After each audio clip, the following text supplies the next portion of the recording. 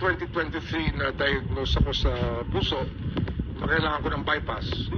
So nagpa-opera ako. Nagkaroon ako ng quintuple bypass. Grabe, Lima. Open heart. Open heart.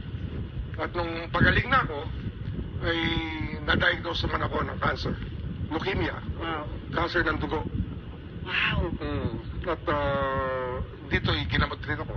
Ako'y sa ilalim ng treatment, cancer treatment sa doktor, dito sa St. Luke's BGC Global. Anong klaseng treatment ba? Ano yan? Chemotherapy, 2 cycle, tapos total body irradiation. Irradiation. Tapos yung tinatawag na bone marrow transplant. Oh, wow. Ang bone marrow transplant, pag wala ka ng white blood cells, lalagyan ka ng stem cell ng donor para magkaroon ka ng bagong bone marrow, para palitan yung bone marrow. Yan ang pinaka-factory ng dugo. Kaya ang dugo ko ngayon ay hindi na yung dati kong dugo. Ito yung dugo na galing sa aking anak. Oh, so yung anak mo yung... Anak ko, full match kami. Kaya Kaya naka-recover ako at mukhang maganda naman ang prognosis. Oo, you look good. Thank you. Actually. Ano ba mga symptoms mo nun na... Ano yun, nahihilo, medyo matamlay, tapos dudugo ilong ko. Nosebleed? Lagi nagdo-nosebleed, tapos ayaw tumigil. Kasi nga, ang dugo ko pala may problema na. Talaga.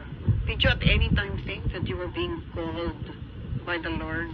I refuse to think of it that way. Kasi nga, ang tingin ko lang, tomorrow is another day.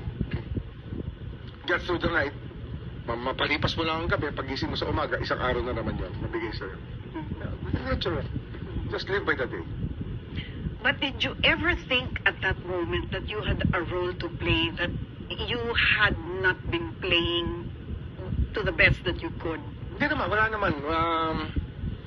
Siguro meron talaga sa akin na marahil may iba pa akong gagawin sa mundo. Kaya tuloy-tuloy ang aking paggaling. Pero marami hamon. Pagkatapos ng treatment, meron pa rin mga problema. Pero hindi, tuloy-tuloy lang. Tuloy-tuloy lang. Siguro meron pa ako ibang gagawin, kaya gano'n.